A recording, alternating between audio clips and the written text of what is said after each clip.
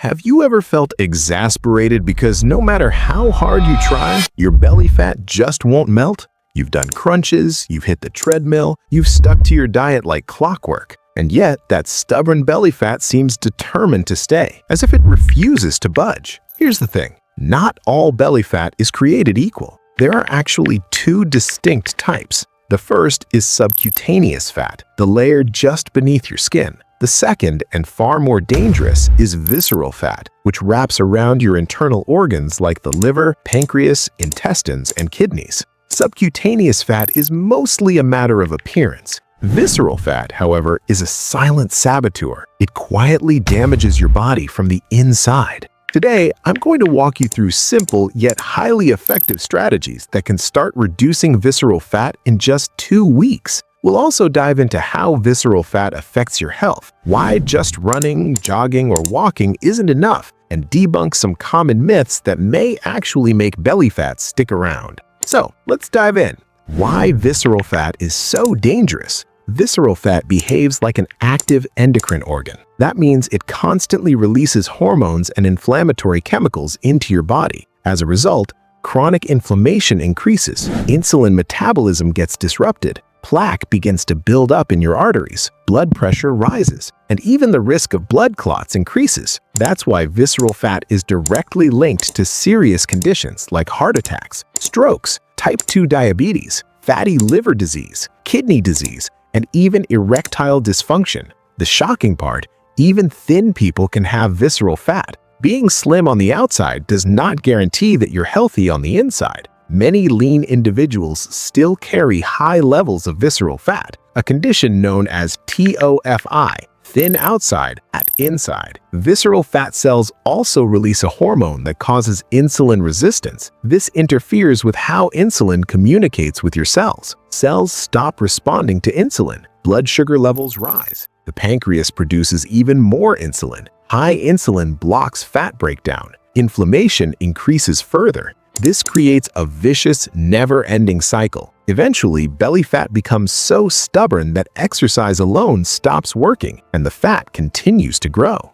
The biggest belly fat myth. One of the biggest myths is, if your belly is big, just do more ab exercises. That's simply not true. Visceral fat has nothing to do with your abdominal muscles. You can do endless crunches, sit-ups, or planks. Yes, your muscles will get stronger. You might lose a little subcutaneous fat, but the visceral fat deep inside, it won't budge. Why? Because visceral fat is controlled by hormones, not muscle movement, especially insulin, cortisol, and inflammatory chemicals. So, let's talk about what actually works. Before this video, let me share something that completely surprised me, a simple orange peel recipe that helped me finally target stubborn belly fat. I know it sounds almost too simple, but orange peel is packed with natural compounds that can support metabolism, reduce cravings, and help your body burn fat more efficiently. Honestly, I was skeptical at first.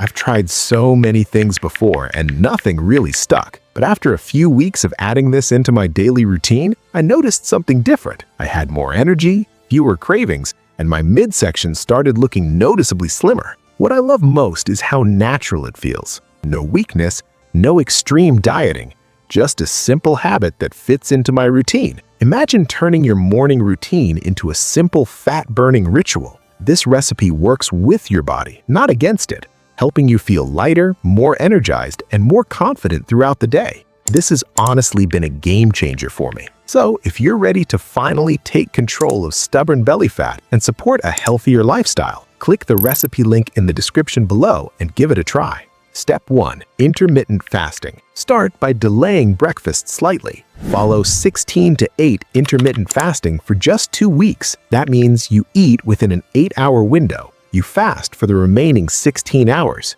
For example, eat between 11 a.m. and 7 p.m. No food after 7 p.m. until the next morning. During fasting, you can have water, black coffee, unsweetened tea. This keeps insulin low, switches your body into fat-burning mode, reduces inflammation, and improves digestion. Avoid heavy breakfasts, excessive fruit, or overeating at dinner thinking it will help you last through the fast. That completely ruins the results. Intermittent fasting works, but only when done properly. Step 2. change your diet. Visceral fat is affected less by calories and more by insulin spikes. And honestly, most traditional diets are extremely carb-heavy, which constantly spike insulin. Think about a typical day. Sweetened tea or coffee in the morning, refined carbs for breakfast, more carbs at lunch, snacks or baked goods in the evening, carb-heavy dinner again. This causes insulin to spike multiple times a day, and the more insulin spikes you have, the more fat, especially visceral fat, your body stores. So, for just 2 weeks, drastically reduce high-carb, high-glycemic foods like white rice, white bread and refined flour products, sugary drinks and sweetened tea, cookies, pastries, baked goods, processed snacks, sugary yogurt or flavored milk, high-sugar fruits like bananas, mangoes, and grapes. This isn't a complete list, just a guideline to help you recognize foods that rapidly spike insulin. If you do this correctly, you'll notice reduced bloating and tightness in your belly within 5 to 7 days. Now, I know what many of you are thinking. So, what are we supposed to eat? Nothing? You can eat lentils and beans, green vegetables, paneer or cottage cheese, eggs, fish, lean meats, small amounts of healthy fats like butter, nuts like almonds and walnuts. Instead of 3 large servings of bread or grains, cut it down to 1 or 2 and add extra vegetables instead. Replace white rice with brown rice or millets. Drink tea or coffee without sugar. Avoid sugar completely. Step 3. Metabolic exercise. You don't need a gym. Visceral fat responds best to metabolic training, also known as HIIT, high-intensity interval training. Warm up, jog or run fast for 30 seconds, slow down for 30 seconds, do 20 fast squats, rest for 20 seconds, climb stairs quickly for 15 seconds. That's 1 cycle. Repeat it 4 times. If high intensity isn't suitable for you, 1 minute brisk walking, 1 minute slow walking, 2 minutes stationary cycling. Repeat this cycle 5 to 6 times. People with bloating, gas, and acidity often have more belly fat. This is a sign of gut imbalance. Include fermented foods like homemade yogurt, buttermilk, fermented vegetables, foods with natural probiotics. A healthy gut reduces bloating and improves fat metabolism. Chronic stress is one of the biggest hidden causes of visceral fat. To manage stress,